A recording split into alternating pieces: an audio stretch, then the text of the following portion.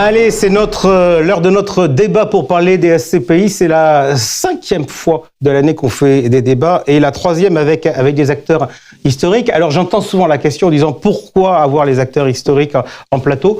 Pour plusieurs raisons. Déjà parce que journalistiquement c'est un devoir d'information, surtout quand pas mal de clients sont concernés. Et puis on se plaît aussi à croire que c'est l'honneur des distributeurs de suivre les produits qu'ils ont conseillés, surtout quand, de toute manière, aujourd'hui, il y a des problèmes de liquidité et on ne peut pas passer à autre chose. Voilà, ça c'est dit. Avec nous en plateau, fidèle au poste, c'est sa 2e participation, le directeur général d'Amundi Immobilier, Antoine Aubry. Bonjour. Avec nous également, alors lui, il est là de longue date, le président de Perial, Éric Cosra. Éric, bonjour. Bonjour Jean-François. Philippe Depoux, président du directoire de La Française REM, est également avec nous. Philippe, bonjour. Bonjour Jean-François. Et puis le nouveau président de Praemia REM. Alors, c'était un secret de Polichinelle, le secret de Polichinelle de la place cet été. Marc Bertrand est avec nous. Marc, bonjour. Bonjour Jean-François. Permettez-moi de vous poser une question personnelle. Pour commencer, les SCPI vivent depuis un certain temps, ce qu'on pourrait qualifier de tremblement de terre. Et pour les meilleurs vulcanologues, on sait que Primonial, devenu Praemia REM, était quand même assez proche de l'épicentre. Alors pourquoi avoir dit oui pour prendre la suite de Grégory Frappé ? J'aime bien me prendre pour Haroun Saziev. Non, il y a une question d'entreprise, c'est-à-dire de retrouver une entreprise de taille plus réduite. Il a échappé à personne que Praemia a une taille plus réduite qu'Amundi. Voilà. Je crois qu'il y avait un challenge aussi de faire 3 des 4 maisons présentes autour de la table. Voilà. Et donc, après, il y a, au-delà de toute la communication du bad buzz qu'il y a eu autour de Primonial devenu Praemia, il y a clairement, pour moi, beaucoup d'atouts dans cette maison. Une gamme de produits purs, une forte spécialité dans la santé, qui sont des choses qui, pour moi, ont été des facteurs décisifs du choix. Une question justement sur cette gamme de produits purs. Est-ce qu'aujourd'hui, c'est pas un inconvénient dans un marché où on a plutôt tendance à réclamer de la SCPI diversifiée ?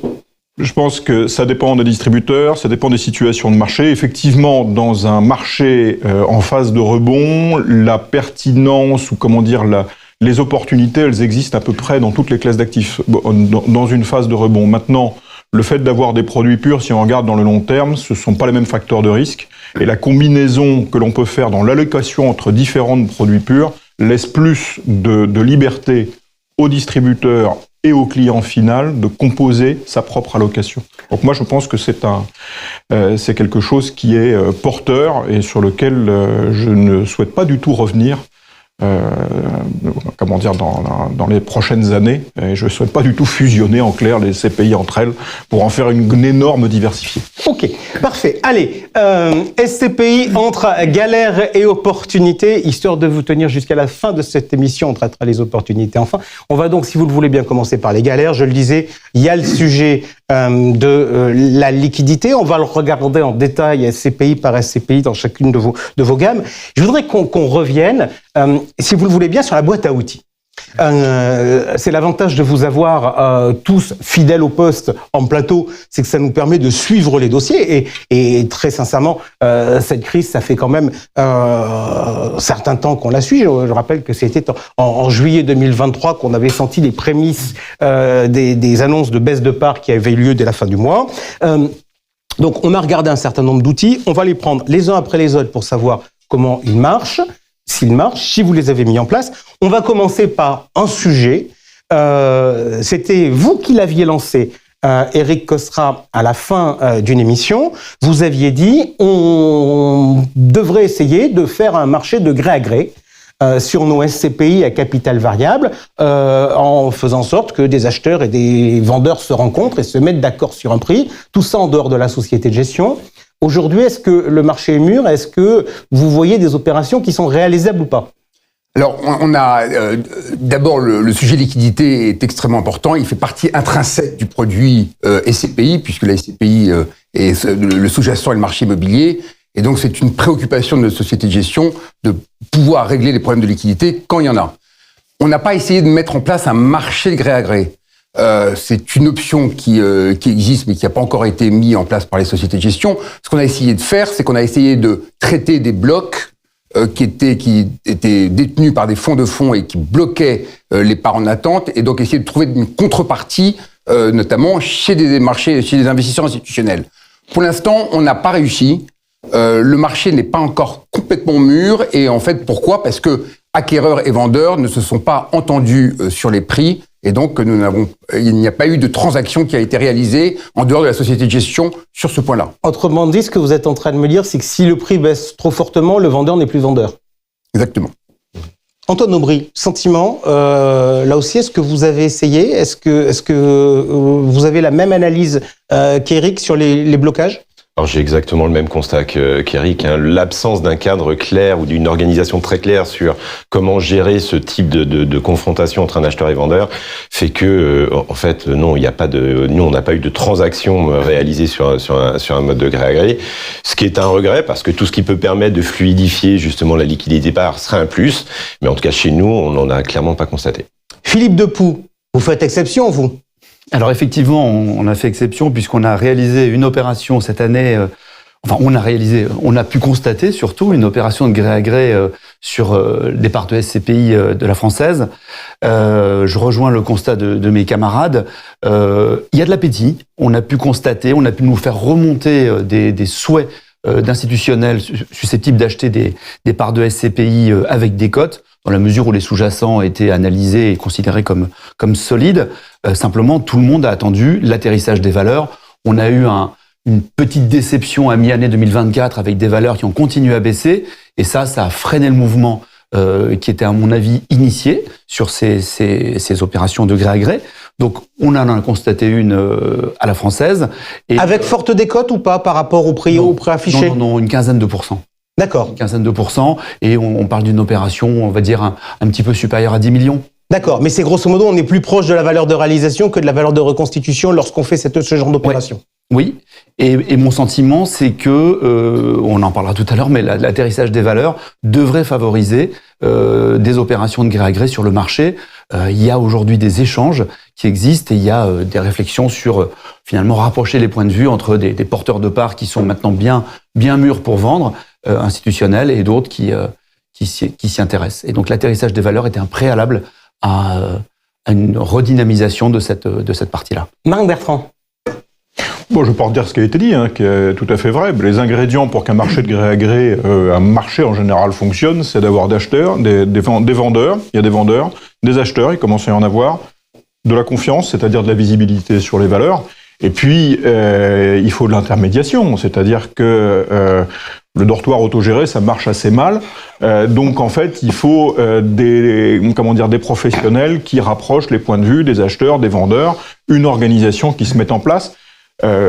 Éric parlait de maturité tout à l'heure. Enfin, je crois que c'est ça le principal point d'effort aujourd'hui, c'est d'organiser et de trouver des intermédiaires qui soient motivés pour participer à l'organisation de ce marché. Alors, il y a quelques acteurs qui tentent de monter ce genre de structure. Vous, globalement, vous êtes favorable à ce qu'il y ait des intermédiaires qui se mettent entre guillemets sur ce marché-là, de dire on va avec des exigences de qualité de l'information ? Bien sûr. Consensus ? Nous sommes favorables à tout ce qui est traitement de la liquidité. Je veux dire, à partir du moment où vous avez des vendeurs qui veulent céder leur part, il est légitime qu'ils trouvent une contrepartie. Donc on est favorable à toutes les solutions. Et je pense que le gré à gré ou sous une forme organisée va arriver. Pour l'instant, on est dans un momentum de marché où il n'y a pas d'ajustement entre acquéreurs et vendeurs. Mais quand on voit l'éclaircissement de la situation immobilière, je pense que ça va arriver et qu'il y aura effectivement quelques blocs qui vont se traiter. Alors si c'est le cas, si ce genre d'intermédiaire se met en place et se développe, l'immobilier sera sûrement précurseur, parce que le problème suivant, ce sera le non coté, mais non pas immobilier, mais financier, dans lequel aussi se posera à un moment des problèmes de liquidité. Éric, puisque vous dites on cherche toutes les solutions, je vais rester avec vous. Fonds de remboursement, vous avez proposé ça à vos assemblées générales cette année ? Oui, on a fait voter à toutes nos SCPI donc l'approbation d'un fonds de remboursement. Nous l'avons mis en place sur 2 SCPI qui sont PFO2 et PFGP. Et donc, Grand Paris, donc, je précise. PF Grand Paris, exactement. Et nous avons donc alimenté ces fonds, et donc nous commençons déjà à proposer au premier de la liste d'attente de se retirer et de pouvoir être remboursé via le fonds de remboursement. À quel prix ? Alors on est sur une valeur la valeur de réalisation moins 10%. D'accord, valeur de réalisation moins 10%. Philippe Depoux, la situation à la française, vous aussi, vous avez mis en place des fonds de remboursement ? Alors oui, mais avec parcimonie, on a 2 fonds historiques qui bénéficient de fonds de remboursement qui ont été activés. Je pense notamment j'ai un trou de mémoire, pardon, à cet instant-là. Les deux, voilà. Crédit Mutuel Pierre 1 et Select Invest 1. Cela dit, on a plutôt consacré sur 2024 le produit de nos cessions et l'arrivée des loyers pour plutôt honorer nos dettes, remboursement de dettes, paiement des travaux, plutôt que d'alimenter les fonds de remboursement. Et l'objectif 2025, le plan CAPEX étant un peu réduit, l'idée est d'aller plus vers les fonds de remboursement en 2025. Ok, Antoine Aubry, vous avez proposé des choses atypiques en Assemblée Générale sur les fonds de remboursement. Expliquez-moi. Oui, alors nous, nos fonds de remboursement étaient déjà dotés, donc on n'a pas eu besoin d'aller puiser, je dirais, dans les caisses pour les doter. Ils étaient déjà dotés. Par contre, on les a fait activer via un vote en Assemblée Générale à l'été dernier. Et effectivement, le mécanisme que l'on a mis en place, c'est un mécanisme qui fait que il est proposé à tous les porteurs avec une ancienneté de plus 6 mois dans la liste d'attente de pouvoir adhérer au fonds de remboursement avec un montant limité à 300 parts. C'est-à-dire que tout client qui a jusqu'à 300 parts est éligible avec 6 mois d'attente est éligible au fonds de remboursement. Et donc, l'objectif pour nous était vraiment d'essayer de trouver une solution qui puisse être proposée au maximum de porteurs, parce que le problème de la liquidité, on en a déjà parlé, c'est des situations particulières qui sont compliquées. Et donc, on voulait trouver une solution qui permette d'offrir cette capacité de permettre à des clients qui en ont véritablement besoin de participer et d'offrir une sortie avec cette liquidité. Ok, donc ça l'objectif, c'était, on rappelle la règle du jeu. Lorsqu'il y a des porteurs qui veulent récupérer leur argent, il y a une liste d'attente, mais on fait pas la différence entre les porteurs. Il peut y avoir des institutionnels et il peut y avoir des petits porteurs à qui il arrive des divorces, des décès ou des choses comme ça. Le seul problème, c'est comme c'est horodaté, si le premier c'est un gros, tant que le gros il n'a pas été servi, faut attendre. Et ça fait que comme les gros étaient en début de liste d'attente à peu près partout, morale de l'histoire, les clients et les choupinettes sont censés s'entendre. Juste que vous avez proposé ça, l'AMF a regardé, l'AMF a dit oui. Alors oui, l'AMF elle a été informée et je le répète, l'objectif pour nous était vraiment d'offrir une situation à tous les porteurs. Donc il y a vraiment ce souci de l'offrir à tout le monde et voilà, et de permettre de vraiment traiter des situations qui sont particulières et délicates. Marc Bertrand, chez Praemia, donc avec des produits purs, on avait parlé du fonds de remboursement à une certaine époque sur le fonds commerce, sur le produit commerce qui avait souffert, on se rappelle, de la crise du Covid. Aujourd'hui, vous avez fait quoi en Assemblée Générale ? Alors, on a tenu une assemblée générale relativement récemment, dans lequel, notamment sur Primo Pierre, sur lequel, entre autres, nous avons proposé comme option d'introduire la faculté de suspendre la variabilité du capital, comme ça existe dans certaines SCPI. Cette option-là a été refusée par la majorité des porteurs de parts. On regarde avec beaucoup d'attention l'expérience Amundi en matière de fonds de remboursement. Je connais relativement bien. Et je trouve que, plusieurs remarques. Je pense que c'est une bonne idée que d'arriver à flécher de petits montants de remboursement, de fonds de remboursement, petits montants, mais vers des petits porteurs, de façon à offrir une solution relativement simple à des porteurs simples. Je pense que les gros porteurs qui sont en attente peuvent avoir accès à des solutions plus élaborées, ce qui n'est pas le cas des tout petits porteurs. Troisième point que je voulais souligner, c'était de dire, assez probablement, pour résoudre le problème de la liquidité, il n'y aura pas une, mais il y aura un panel de solutions. Que ce soit fonds de remboursement, que ce soit marché de gré à gré, pourquoi pas des solutions de refinancement avec du relais, pourquoi pas du démembrement. L'idée que nous poursuivons chez Praemia, c'est de pouvoir mettre au point et de travailler un certain nombre de solutions qui soient actionnables principalement par les distributeurs auprès de leurs clients, en ayant une évaluation claire, avantages, inconvénients de chacune des solutions, et pour pouvoir s'adapter le plus possible au cas de chacun des porteurs. Juste Antoine, je vous pose une question. Votre fonds de remboursement, sur quelle valeur? Valeur de réalisation? Valeur de réalisation. Ok, parfait. On aborde les différentes solutions. Je vais vous poser la question des dévaluations compétitives. Alors, vous savez, c'est un truc qui a existé avant, d'un point de vue monétaire, avant qu'on ait l'euro. C'est-à-dire, on faisait une dévaluation pour redevenir compétitif. Philippe nous a dit il y a de cela quelques instants que dans l'opération de gré à gré qui avait été enregistrée à la française, on était plus proche de la part de valeur de réalisation que de la part de la valeur de reconstitution. Et moi, je me dis que si j'ai un conseil à donner à mon client, aujourd'hui, étant donné qu'il achète pour faire la liquidité, son prix il est plus proche de la valeur de réalisation que de la valeur de reconstitution. Alors, malgré tout, il y a quand même un petit écart entre les deux. Est-ce que ça peut avoir du sens de faire des dévaluations compétitives? Et, pardon de vous dire, je vous regarde tous les deux, Marc et Philippe, qui avaient annoncé sur 2 SCPI des baisses de prix de part. À mon sens, on n'est pas à des dévaluations compétitives. On est à des dévaluations, on est à une mise aux normes. C'est pas de la dévaluation compétitive. Votre sentiment par rapport à ça? Est-ce qu'à un moment, il faudra baisser les prix pour attirer les acheteurs, quitte à les remonter très vite derrière, si ça marche? Alors, peut-être pour lancer le débat, le sentiment qu'on a à la française, c'est qu'on est plutôt en train de sortir d'une crise immobilière. On va reparler du marché tout à l'heure. Et donc, l'idée, c'est d'être tant en valeur qu'en distribution, d'être dans la juste valeur. C'est-à-dire d'avoir finalement un immobilier et des parts de SCPI avec l'immobilier sous-jacent qui est à la valeur du marché. Cette nouvelle valeur de marché, je dirais en fin de crise avec la baisse de l'immobilier correspondante et même chose en distribution, distribuer ce qu'on gagne. Donc l'idée c'est de se retrouver à l'étal au moment de la reprise du marché pour être un produit vrai, positionné sur sa valeur et sur sa vraie distribution. Moi je voudrais rappeler 2 choses. La SCPI c'est un produit d'épargne qui est dont le sous-jacent est immobilier, donc qui obéit au cycle immobilier. Ça, c'est la première chose. Et il faut le rappeler parce que j'ai l'impression que de temps en temps, c'est un petit peu oublié. La deuxième chose, on n'est pas là à jouer avec les valeurs. On n'est pas là à essayer de vouloir manipuler pour être meilleur ou pour pouvoir effectivement trouver des solutions qui passeraient par la baisse des prix des parts.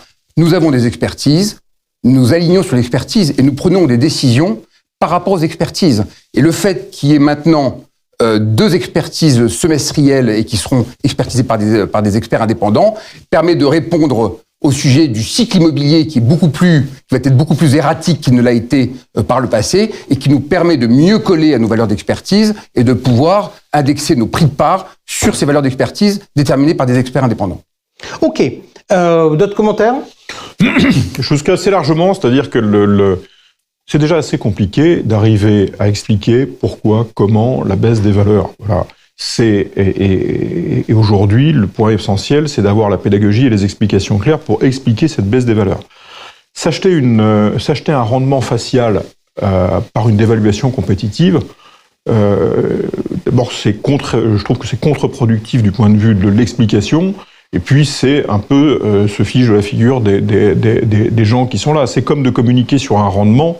Nous, on prend un grand soin en ce moment à communiquer sur le revenu en euros et non pas sur le rendement. Si le rendement a monté et que le revenu est constant, c'est que le prix a baissé. C'est déjà, on communique sur le rendement en euros.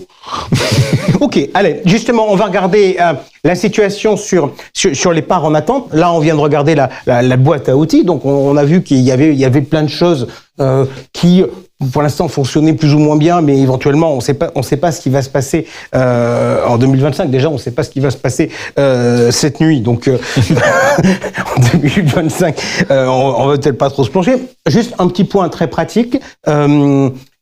Les parts en attente, par rapport à notre dernière rencontre du mois de juillet, la tendance, elle est à quoi? Stabilisation, on continue d'avoir une augmentation de nombre de parts en attente.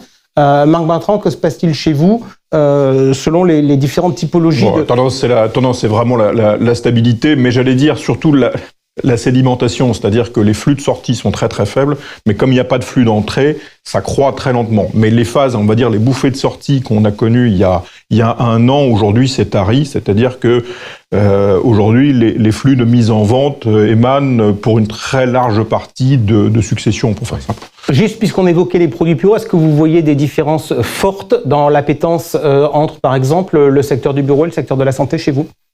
L'appétence pour l'entrée, oui, bien sûr. Après, sur les rythmes de sortie, aujourd'hui, c'est relativement étal quasiment sur tous les produits, mais les niveaux de stock de parts en attente sont différenciés entre les différents produits. Antoine Aubry, la tendance sur les parts en attente chez vous ? Exactement le même constat, une stabilisation sur le rythme de la décollecte. Donc là-dessus, aucune alerte ou aucun événement qui permettrait de croire à une accélération. Éric ? Les parts en attente, alors effectivement, nous ne constatons pas d'augmentation de parts en attente. C'est lié avant tout au maintien du dividende et à la fois, il n'y a pas de crise de confiance dans le produit. Il y a des gens, effectivement, qui sont pressés de vendre. Et ce qu'on a oublié aussi de parler, c'est la collecte. Parce que la meilleure façon de pouvoir réduire les parts en attente, c'est la collecte. Et nous, sur PFO, par exemple, on a réduit de 45% les parts en attente via la collecte nette. Donc il faut aussi dire qu'il y a quand même des SCPI qui fonctionnent, qui marchent et qui continuent à collecter. Ok, PFO qui est donc le produit qui affiche la meilleure performance. Le plus diversifié, entre guillemets, le plus diversifié de la gamme. Qui est une SCPI diversifiée et on sait très bien que dans les périodes de crise, les épargnants préfèrent la SCPI diversifiée que la SCPI trop spécialisée pour justement diversifier leurs risques. Et PFO, effectivement, on est au-delà de 6% de taux de rendement et ce sont les SCPI qui collectent. Philippe Debout. Oui, enfin même chose. On a effectivement constaté en gros que parce qu'on a de la collecte, même si elle n'est pas très très animée, la nouvelle collecte permet de résorber les parts en attente, les nouvelles parts en attente. Donc finalement stabilisation. Et on a même à la marge pu constater certains institutionnels qui ont retiré leur part en attente. Alors ça c'est une question que j'allais vous poser.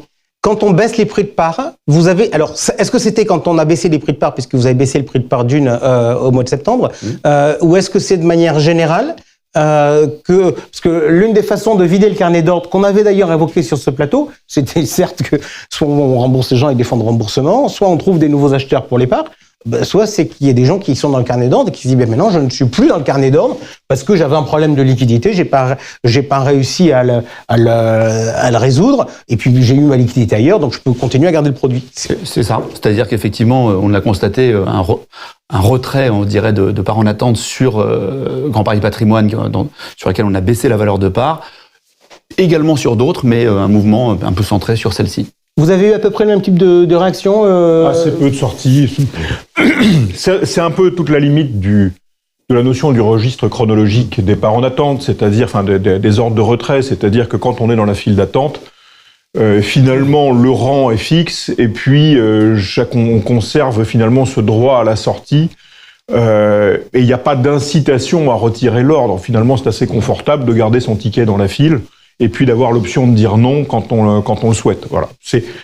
On va dire, s'il y avait une réflexion à avoir, c'est la limite de ce registre de retrait chronologique. D'accord, sachant qu'effectivement, c'est une option gratuite, donc on peut se dire j'y vais et éventuellement, si jamais on baisse le prix de la part, on me posera la question pour savoir si je veux rester ou si je veux pas rester, et ça peut effectivement avoir des touristes dans la file d'attente qui en fait ne cherchent pas forcément à sortir. On avait dit lors de l'émission qu'on avait fait l'an dernier que le sujet de 2024 ce serait la liquidité. Alors, on va pas se voiler la face. A priori, ça sera encore la liquidité un peu en 2025. Mais moi, je voudrais qu'on ouvre un autre chapitre sur 2025, c'est les distributions. On a eu à annoncer aux clients des mauvaises nouvelles. Les prix de l'immobilier peuvent baisser. Bon, on avait un peu oublié. Ça paraissait une évidence. Il y a un deuxième sujet, c'est on fait de l'immobilier souvent pour avoir du revenu. Et donc, le sujet des distributions est un sujet majeur. Je voulais savoir un peu comment vous travaillez maintenant que vous préparez vos budgets. Est-ce que, vu la situation économique, vu les investissements qu'il faut faire, notamment par rapport aux décrets tertiaires, vu les échéances de dette que potentiellement les uns et les autres vous pouvez avoir, comment va se passer en termes de distribution 2025 ? Est-ce qu'on sera plutôt à la hausse ? Est-ce qu'on sera plutôt stable ? Est-ce qu'on sera plutôt à la baisse ? Le débat est large, donc chacun, j'imagine, a des arguments différents et des spécificités différentes selon ses produits. Je commence avec vous, Philippe. Est-ce que pour vous, au-delà du sourire, est-ce que c'est un débat majeur aujourd'hui pour la place ? Oui. Je pense que c'est le sujet 2025. Pour être très clair, les SCPI sont en tension de trésorerie, puisque il y a 4 moteurs traditionnellement qui permettent de faire fonctionner une SCPI. C'est la collecte, c'est la dette, c'est les loyers et c'est les ventes. On a 2 de ces moteurs qui sont aujourd'hui quand même relativement grippés, celui de la collecte et celui de la nouvelle dette, on va dire. Et donc aujourd'hui, les SCPI doivent... Et celui de la vente peut parfois être compliqué. Alors, nous, il se passe plutôt bien à la française. On a un programme de vente qui est assez ciblé, j'en ai déjà parlé la dernière fois, et qui va plutôt bien fonctionner. Mais on a quand même ces 2 premiers moteurs qui sont très importants et qui aujourd'hui font défaut. Et pour faire face à un ensemble de dépenses, verdissement des immeubles, distribution des dividendes, remboursement des dettes éventuelles, alimentation des fonds de remboursement et éventuellement achat d'actifs relutif, mais enfin ça c'est la cerise sur le gâteau. Donc clairement oui, une trésorerie en tension, et donc en ce qui concerne la française, on va regarder de près, le travail est en cours, sur les facultés de distribution sur 2025, et il n'est pas impossible que sur certaines SCPI, nous ajustions légèrement à la baisse certaines distributions. En fait, ce que je disais tout à l'heure, distribuer ce qu'on gagne, pas plus, pas moins, de façon à être dans le par, si je peux dire, en matière de valeur et de distribution dans un marché qui est censé repartir. Marc Bertrand. Pour dire de façon différente, mais je pense que c'est les mêmes points derrière ce que vient de dire Philippe, faut faire vraiment une différence entre résultats et distribution. Alors, je commence par les résultats. Les résultats, première remarque, en fonction des classes d'actifs, ils sont très différents. Donc, sur le secteur de la santé, il n'y a pas de sujet. Sur le secteur du bureau, qui sera probablement le secteur le plus chahuté, il y a plus c'est plus chahuté en termes de taux de vacances, de renégociation de loyer, etc. Avec l'impact de la dette, nous, ce qu'on observe de manière générale sur les CPI, c'est que l'indexation positive des loyers a été à peu près annihilée par l'augmentation du coût de la dette. Et que le résultat, alors encore une fois, il y a des variations assez significative entre les différentes classes d'actifs, mais les résultats sont relativement stables. Le deuxième point, c'est la distribution. Pas mal de SCPI avaient suralimenté un peu la distribution avec des dégagements de plus-value. C'est-à-dire que je remets fin à une légende urbaine, les reports à nouveau et les distributions de réserves ne sont pas provenus d'excès de loyer, mais de dégagements de plus-value dans les années antérieures. Voilà, donc là, ces réserves de plus-value, 1, elles s'épuisent, 2, elles se renouvellent moins facilement à cause des prix actuels. Donc, le débat aujourd'hui, c'est de faire atterrir, et là je rejoins parfaitement Philippe, de faire atterrir la distribution au vrai résultat qui est généré par les produits. Et selon les produits, il y avait une petite couche ou une couche un peu plus épaisse de distribution de réserve. Est-ce que là-dessus, il y a des différences entre typologie d'actifs selon France et étranger en termes de visibilité et en termes d'efficacité? Quand on a des baux à 15 ans, c'est pas la même chose que quand on a un 369. Éric Cosserin. Oui, je pense que votre question, elle est pertinente, mais enfin, c'est encore très tôt pour, en tout cas, chez Parial, pour vous donner une information globale. La question des loyers, c'est pas la question uniquement des CPI, c'est la question de tous les propriétaires immobiliers qui s'interrogent effectivement sur 2025. Après ça, je dirais que le niveau de distribution par SCPI, il va dépendre effectivement de la nature du sous-jacent immobilier. Et donc, on répond pas de la même façon si on est une SCPI purement européenne, si on est une SCPI régionale ou si une SCPI purement parisienne. Et là, on revient de nouveau au marché d'immobilier et au marché d'immobilier au pluriel qui n'obéissent pas également au même mécanisme et en tout cas, dont c'est pas forcément, on peut pas dire qu'il y aura une stabilité pour tout le monde ou une baisse pour tout le monde ou une augmentation pour tout le monde. Donc c'est assez diversifié. L'avantage de la SCPI, c'est de pouvoir effectivement consolider et d'être sur les bons marchés, en tout cas un marché qui marche moins bien, être compensé par d'autres. Pour l'instant, en tout cas, pour nous, c'est encore trop tôt pour le dire. Simplement, 2024, c'est qu'on va tenir nos objectifs. C'est surtout ça qui est important. Et on a surtout un marché locatif qui fonctionne plutôt bien. Et donc, on arrive à relouer, alors certes avec des franchises, mais on arrive quand même à relouer. Et donc, on a un marché locatif qui nous permet effectivement de pouvoir atteindre le dividende. Je rebondis sur ce que vient de dire Éric. Tout le monde tiendra ses objectifs sur 2024 dans les fourchettes qui ont été annoncées. Donc, éventuellement inquiétude, enfin sujet au cas par cas d'éventuelles baisses en 2025, mais tout le monde tiendra ses objectifs en 2024. Vous, 2025, Antoine Aubry, chez Amundi, vous... Très clairement, faut pas oublier que la SCPI, c'est avant tout un complément de revenus pour nos porteurs. Donc, il est important pour nous qu'on essaye de protéger ce dividende au maximum. Avec la vigilance que mentionnait Philippe, qui est très juste, c'est malgré tout, il faut pas non plus allouer le cash disponible uniquement dans une logique de distribution à court terme qui pourrait pénaliser la qualité des immeubles qui nécessitent des travaux, qui nécessitent des investissements. Mais pour nous, clairement, l'objectif, c'est de consolider, protéger le dividende pour 2025. C'est vraiment l'objectif premier qu'on s'est donné, avec cette vigilance sur le fait que pour autant, il ne faut pas que ça attaque la qualité de nos immeubles qui nécessitent pour certains des travaux, par exemple. Est-ce qu'il y a une demande? On a vu le ministre de l'économie et des finances, Antoine Armand, dire que la France allait réclamer que CRDS ne soit pas appliqué dans les délais impartis, mais qu'il fallait retarder tout ça. Est-ce qu'il faut retarder des choses sur le décret tertiaire ou des choses comme ça Parce que moi, j'entends l'équation. Donc, et je vous écoute depuis un certain temps. Les dépenses que l'on a, il y a les revenus qu'on doit distribuer aux porteurs parce que c'est quand même l'objectif du produit. Il y a la dette avec des intérêts. Quand elle est indexée, elle est plutôt indexée sur le cours, donc la tendance va plutôt être bonne parce que la BCE a tendance à baisser ses taux d'intérêt. Il y a les investissements qu'on fait dans les immeubles. On peut bouger les curseurs. Est-ce qu'aujourd'hui, d'ailleurs, il y a un peu des changements? Est-ce qu'on se dit que finalement la dette, avec la baisse des taux courts, on peut éventuellement la renouveler? Est-ce qu'on se dit que, étant donné qu'elle nous a mis en risque, il faut au contraire la baisser? Quid de la position sur la dette, Marc Bertrand? Si on peut la baisser un peu, c'est mieux. Voilà. Mais en fait, ce qui nous préoccupe aujourd'hui, on a encore de gros stocks de dettes qui sont issus de prêts qui ont été contractés avant la hausse des taux, puisqu'on avait pris en général des positions soit à taux fixe, soit variable couvert, mais peu importe. Et c'est aujourd'hui le passage, alors il est plus de 1% à 4%, il est plutôt de 1 à 3%, mais c'est quand même les plus de 100 points de base qui sont préoccupants à court terme pour le résultat. Donc là. Nous, on est plutôt sur dire, dans la mesure du possible, baissons un peu le niveau de levier.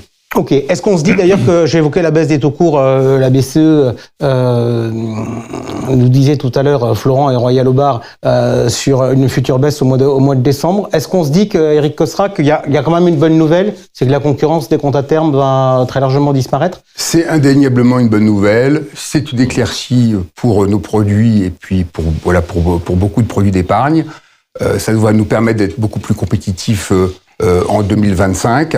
Ça nous permet également de pouvoir effectivement mieux gérer la dette qu'il faut effectivement rembourser, mais qui au fond maîtriser en fait. On a justement ce seuil en deçà duquel une SCPI, au-delà duquel une SCPI ne peut pas s'endetter. Et donc au fond, on arrive à maîtriser la dette. En tout cas, c'est une option qui est maîtrisée chez Perial. Maintenant, il y a dans la redistribution des loyers, il y a effectivement, et je partage l'avis de mes confrères, c'est les travaux liés au vieillissement des immeubles, c'est les travaux liés à la performance environnementale qu'il faut néanmoins continuer, même si peut-être on aura effectivement quelques bonnes nouvelles, notamment sur les exigences au niveau européen. Pour l'instant, ça n'est pas acté, mais de toute façon, il faut continuer dans ce sens-là. Et je crois que c'est notre travail de pouvoir jouer avec la dette, les travaux, les loyers et les charges des immeubles. Ok, c'est ambitieux, Philippe? Oui, juste un point à rajouter. On a eu un espèce d'effet ciseau aussi sur les travaux, donc on avait les obligations réglementaires de verdissement, mais on a aussi eu l'effet lag de l'immobilier qui fait qu'en 2024 notamment, on a eu beaucoup de capex initiés sur des immeubles il y a 2, 3, voire 4 ans, au moment où on avait une certaine euphorie du marché. Et donc ces travaux, il a fallu les réaliser, il a fallu surtout les payer en 2024, ce qui a, je veux dire, atteint les trésoreries des SCPI. Clairement aujourd'hui, en ce qui concerne la française, nos capex, y compris les capex de verdissement, sont beaucoup plus étalés sur les années à venir, ce qui devrait normalement participer au soulagement des trésoreries des SCPI. Ok, vous me faites une transition puisque vous me parlez des années à venir. Je voudrais qu'on s'arrête juste 2 secondes. Parce qu'on essaie dans cette émission toujours, puisqu'on a le plaisir d'avoir des discussions relativement franches, de se focaliser sur l'actualité, mais j'aime bien aussi d'essayer d'avoir une vision un peu longue. On va être franc, le produit va souffrir quand même de la chute des valeurs de part, alors que dans l'image collective, c'était un produit sûr.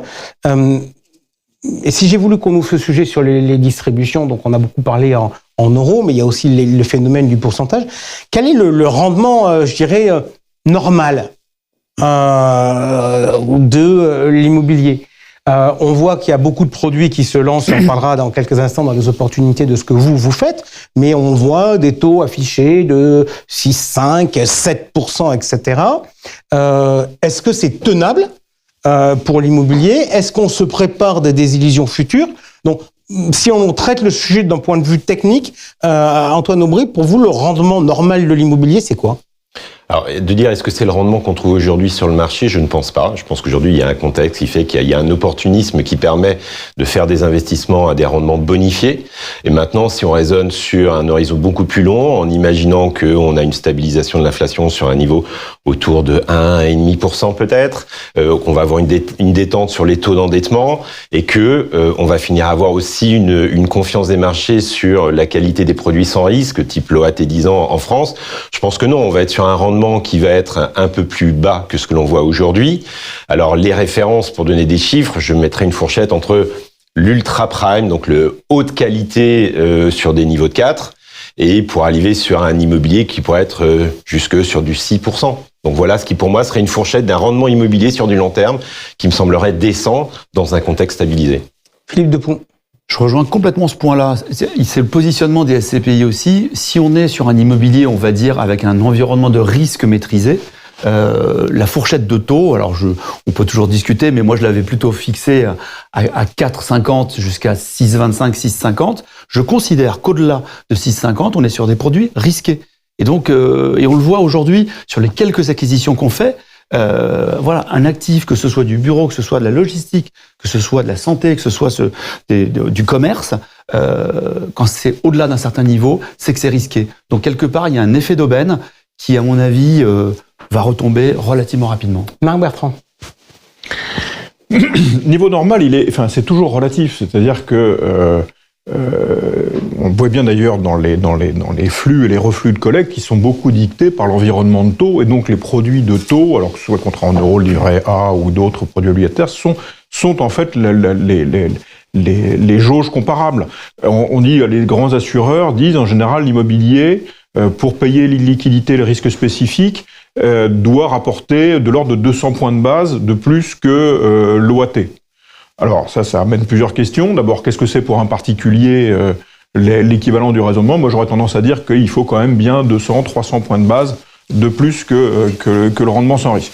Je ne rentre pas sur le débat du rendement sans risque de la France en ce moment, qui est une petite question, une petite musique qui commence à tourner. Ça, c'est pour le niveau normal. Maintenant, il y a des produits qui sont dans une phase de rebond, qui peuvent profiter d'une phase d'illiquidité du marché. Le rendement immédiat n'est pas forcément le rendement long terme. La question, c'est quand quelqu'un a pris la phase de risque, est rentré très tôt dans le marché en phase de rebond. Nous, la question qu'on se pose, c'est de se dire, oui, on peut avoir des produits qui jouent cette phase de rebond, qui ont un rendement très élevé, pourquoi pas, pour profiter d'opportunités. Mais quid si le produit reste ouvert pendant la durée? La tendance à la moyenne et le retour à la moyenne est une tendance très têtue. Donc le rendement de la phase de rebond est-il durable? Moi, je pense que la réponse est largement non si le fonds reste ouvert.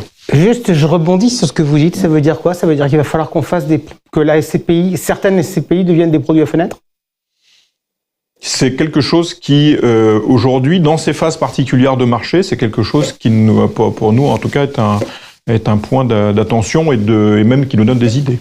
Ok, vous nous dites qu'il y a des opportunités aujourd'hui, que le rendement instantané n'est pas forcément le rendement de long terme. Ça m'amène tout de suite à rentrer dans notre séquence opportunité. La dernière fois, vous nous aviez à peu près tous dit qu'il y avait des projets dans les cartons chez vous. Je me tourne vers vous, Eric Costra. Qu'est-ce qui est sorti? Alors, nous avons sorti 2 produits à cette rentrée. Nous avons d'abord sorti une SCPI qui s'appelle Perial Opportunité Territoire, justement pour pouvoir profiter des opportunités du marché, parce qu'il y a un bon momentum. Et nous nous intéressons donc au territoire, au-delà des métropoles. C'est-à-dire que le sujet de fond, c'est comment participer à la réindustrialisation de notre économie en achetant donc des biens qui sont notamment des locaux d'activité, des entrepôts, y compris de l'industrie light. Mais le panel est large, aussi diversifié. Donc c'est du diversifié, commerce. c'est du diversifié ou c'est du régional? C'est du. Moi, je garde mes souvenirs d'école de la C'est SCPI. sur les différentes régions. Donc je vous réponds oui aux deux questions. C'est-à-dire que on est effectivement régional. On est un petit peu à contre-courant de ce qui peut se passer sur beaucoup vont vers l'Europe. Et notre conviction, c'est qu'il y a effectivement un marché qui est un petit peu abandonné, sur lequel Perial va aller, et qui est justement les petites métropoles régionales sur lesquelles il y a des opportunités. Et vous parliez du taux de rendement. Évidemment, donc le coût en capital est moins élevé, donc ça veut dire qu'on a un rendement plus élevé, et donc on va acheter donc des actifs dans ces régions avec un objectif de entre 6 et 7% de rendement pour le porteur de part. Rendement ou Thierry? Rendement. Nous discutons, nous parlons du rendement en SCPI, et ce qui m'amène donc au deuxième produit où là nous avons un raisonnement, un objectif TRI, puisque c'est Perial Next Value, qui est un produit value add, là aussi pour profiter donc du momentum du marché. Et là nous allons donc acheter non pas un produit, nous allons faire pas un produit de rendement, mais un produit de valorisation. Et donc notre cible est surtout d'acheter des bureaux obsolètes, de les transformer, de les rénover et de les revendre dans un momentum qui sera beaucoup plus élevé. Alors, pourquoi ce choix-là? Quel cible de clientèle? Parce que, pardon, mais Perial, c'est une maison qui a une certaine histoire. Et l'histoire de Perial, et votre discours, c'est de dire, la SCPI, le produit, c'est de l'immobilier, c'est fait pour faire du revenu. Là, ce produit-là, il est dans une autre approche. Alors, il est dans une autre approche, mais l'histoire de Perial, c'est une activité SCPI qui est connue, mais il y a une autre activité qui est un peu plus méconnue parce qu'on est beaucoup plus promoteur. Et donc, on a une activité de promotion immobilière. La promotion n'existe plus en tant que telle, puisque on est beaucoup plus propriétaire valorisateur, c'est-à-dire comment acheter des immeubles à transformer et donc à recycler aussi, puisque de moins en moins on construit des immeubles from scratch. Et donc notre objectif est de pouvoir, et on a un savoir-faire, une équipe sur ces sujets-là, de pouvoir acheter des immeubles de bureaux, je reviens, en région parisienne et dans les premières couronnes qui sont dans des localisations qui ont toujours montré une certaine valorisation, de pouvoir les acheter parce qu'ils sont obsolètes à bon prix, les restructurer, les renouveler et de pouvoir les vendre là-dessus. On a un objectif de TRI de 10% pour Perial Next Value 1, et on s'adresse à une clientèle qui est beaucoup plus fortunée que la moyenne des SCPI, puisque là on est en un FCPI, donc le ticket est à 100 000 € et on est 150 obétaires, donc ça permet également une certaine défiscalisation des plus-values. Ok, parfait. Philippe Depoux, des lancements chez vous? Oui, alors on a lancé à la rentrée Croissance et Territoires, SCPI, donc qui est axé sur les territoires, comme on l'évoquait, et donc on est sur du produit tertiaire dans les territoires. Alors traditionnellement, la française n'a pas été spécifiquement francilienne ou parisienne. On avait déjà une implantation importante sur les territoires français. Et là, en l'occurrence, c'est d'aller sur du produit qui est pas forcément du bureau, qui est au contraire du tertiaire, mais non bureau. Diversifié ou régional? Les deux, en général. Non, mais parce qu'en fait, ce qu'on vise, c'est les bassins d'emploi, bassins de consommation ensemble. C'est pas forcément des grandes métropoles. Ça peut être des métropoles plus modestes, mais en tout cas, c'est dans l'arc dynamique des territoires français. Et là, on va aller chercher de l'immobilier tertiaire, mais ça peut être de l'éducation, ça peut être de la santé, ça peut être du bureau, bien sûr, ça peut être également de l'immobilier géré. Et donc, on est sur ces produits-là. Et en matière, on n'est pas en TRI, on est en rendement, et on revient à la discussion de tout à l'heure sur la valeur d'un immobilier maîtrisé en risque. On est sur des objectifs de 6,30, 6,40 de distribution. Juste quand même par rapport à ça, parce que c'est assez drôle, vous revenez tous les deux vers des territoires. On les a jamais quittés, les territoires, mais... Non, mais la grande mode, ça a quand même été de faire de l'Europe. On était là, on disait de l'Europe, etc.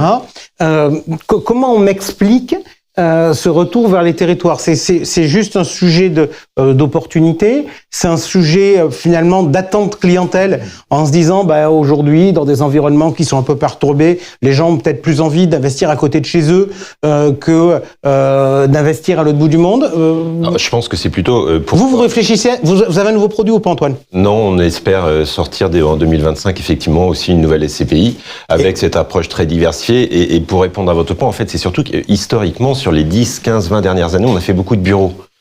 c'était quand même la thématique immobilière en immobilier commercial qui était la plus profonde en Europe. Et donc en fait, là aussi, la volonté qui a été aussi de faire une approche très européenne a été d'investir dans toutes les grandes métropoles bureaux en Europe. Aujourd'hui, en fait, on est beaucoup plus dans une recherche de diversification, de sectorisation, mais pour autant en s'adressant à des nouvelles typologies qui font que tous les territoires en France s'ouvrent parce qu'ils ont eux-mêmes cette profondeur pour aller faire de l'hôtellerie, de la résidence étudiante, du logement opéré, du commerce, et bref. Et donc en fait, c'est tout simplement le territoire français qui est devenu tout naturellement en lui-même un territoire de jeu qui est suffisamment profond pour pouvoir avoir ces approches diversifiées. Allez, juste, on va déborder, mais bon, on va se le permettre un peu. Je vais vous relancer sur un thème qui m'est cher. Est-ce que c'est la fin de la métropolisation ? Est-ce qu'on est en train finalement de revenir sur les discours passés, genre les métropoles, les grands immeubles, les grands ensembles, les gros mastodontes, et maintenant plus de la granularité, plus de villes moyennes, etc. Marc, je vous vois bondir. Fin de la métropolisation, moi j'aurais tendance à dire non, mais est-ce que la métropolisation, c'est ce que l'on avait en tête, c'est-à-dire l'hyperconcentration sur des très très gros pôles? Je pense que ça, c'est quelque chose qui est contredit par la réalité, et je pense que la métropolisation, elle s'exprime plus dans le fait que ce sont des réseaux de métropoles interconnectés par des réseaux de transport efficaces, qu'ils soient ferroviaires, routiers, etc.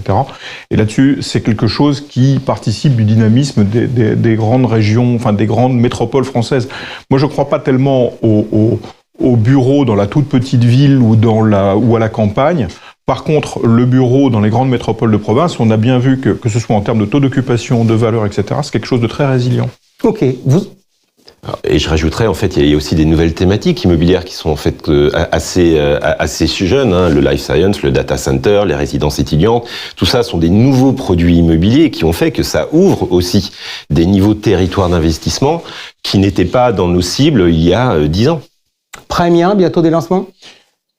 Oui, alors on travaille sur deux axes. Le premier, c'est avoir des produits qui exploitent la phase de rebond qui s'annonce pour 2025. Voilà. Donc là, j'en dis pas plus parce que c'est les produits qui sont en cours d'agrément. Et le deuxième, ce sont les produits existants, et notamment comme ils ont des thématiques fortes, notamment je pense aux thématiques de la santé. Ce sont des thématiques qui, sont très résilientes en termes de revenus, sont en phase clairement de stabilisation sur les valeurs, et dès lors que l'on aura la stabilité et que les produits auront fini d'absorber la phase de choc de la hausse des taux qui a eu lieu dans ces dernières années, ce sont des produits qui ont clairement de l'avenir, et on parle de patrimoines qui sont déjà diversifiés avec un socle de revenus très fort. Je regarde le sujet dans les produits santé en SCPI, il y a Primovis chez vous, oui. Qui a un peu de bureau. Oui, c'est d'ailleurs un des points que l'on regarde, c'est comment est-ce qu'on pourrait recentrer, à base d'arbitrage ou autre solution, pourrait recentrer cette SCPI-là sur son patrimoine de santé en excluant la part bureau. Ok, ça fait 48 minutes qu'on est ensemble. Et on n'a pas fini parce que je voudrais quand même. On a parlé des SCPI, on a parlé de notre microcosme, etc. On va parler de la planète maintenant. Un petit point rapide sur le marché immobilier. Ça se détend sur le télétravail. Il y a de cela 2 ans, on disait le télétravail partout, etc. On voit maintenant des boîtes américaines qui disent tout le monde va revenir au bureau. Vous en pensez quoi ? Est-ce que vous voyez des mouvements chez vos locataires ? Votre sentiment, Éric Cosserin ?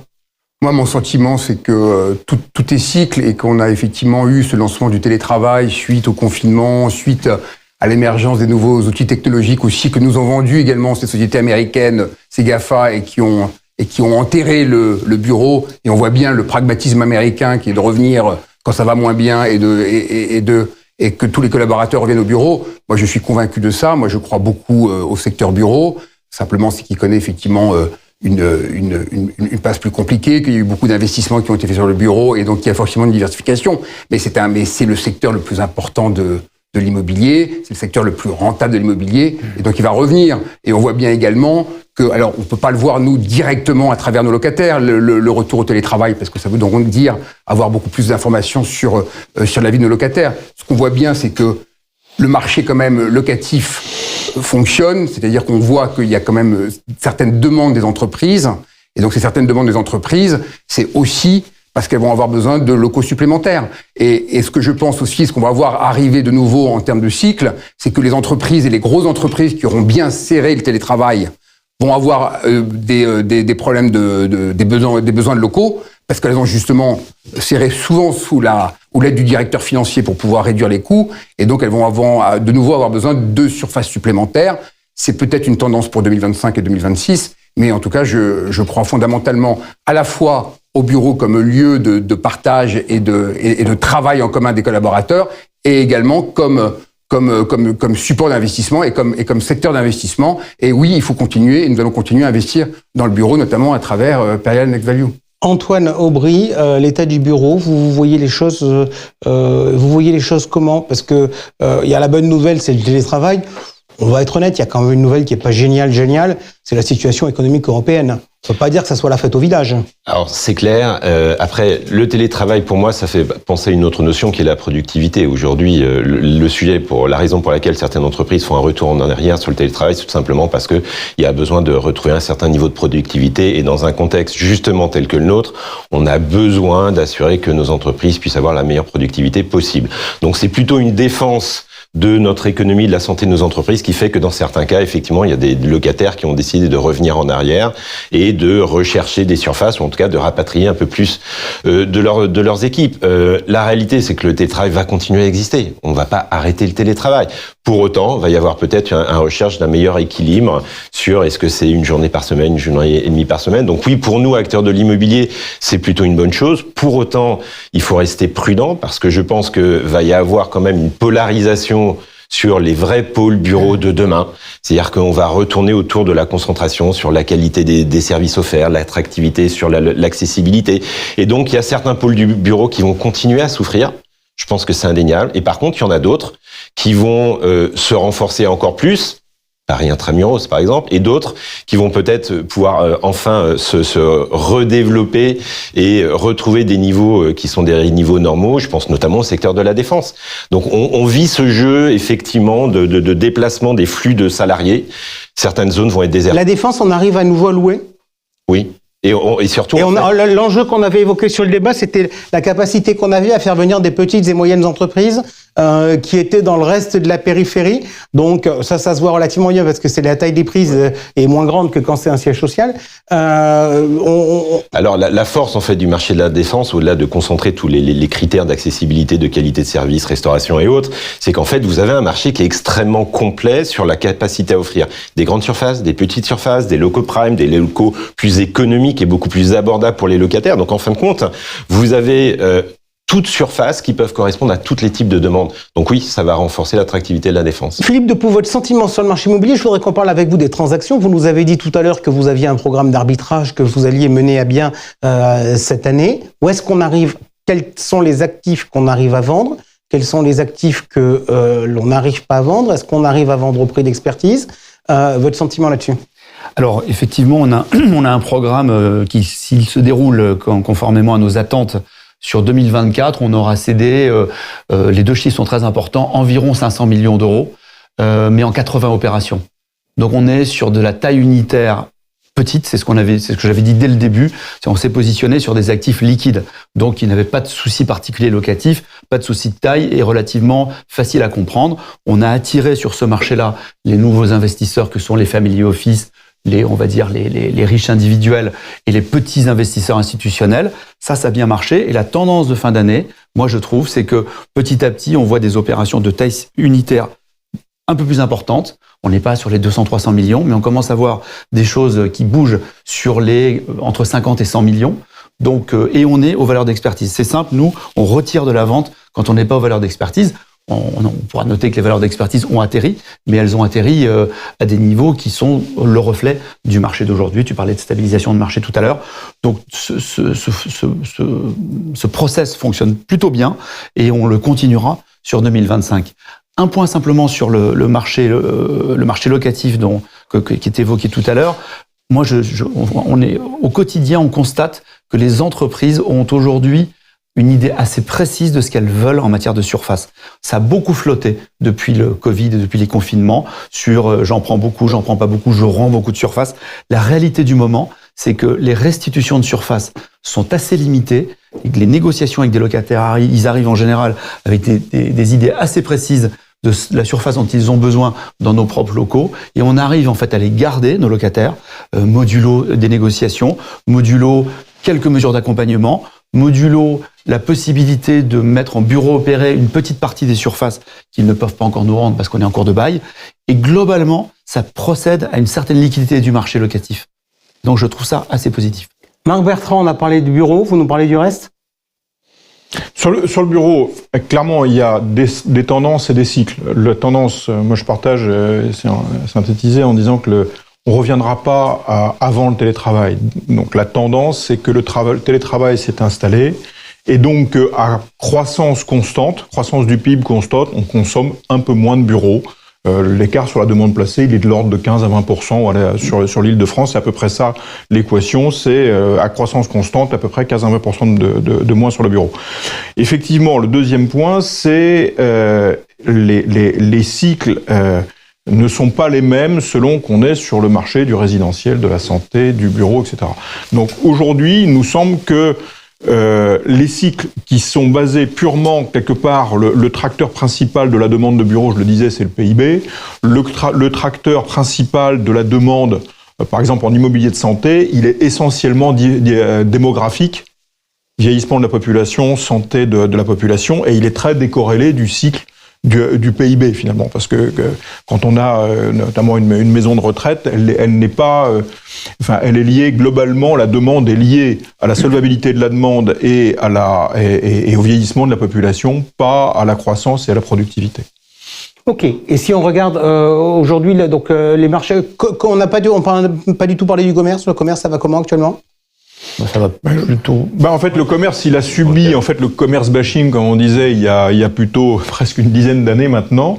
Donc en fait, les formats gagnants et les formats en difficulté, les choses se sont beaucoup clarifiées et ça a subi la hausse des taux comme tout le monde. Mais aujourd'hui, c'est un marché qui est plutôt en phase de redémarrage. Ouais. Logistique, là aussi, il y a eu un phénomène de suramour à un moment donné. Il y a une correction, certes, importante des valeurs. Et aujourd'hui, la logistique et locaux d'activité ont plutôt le vent en poupe.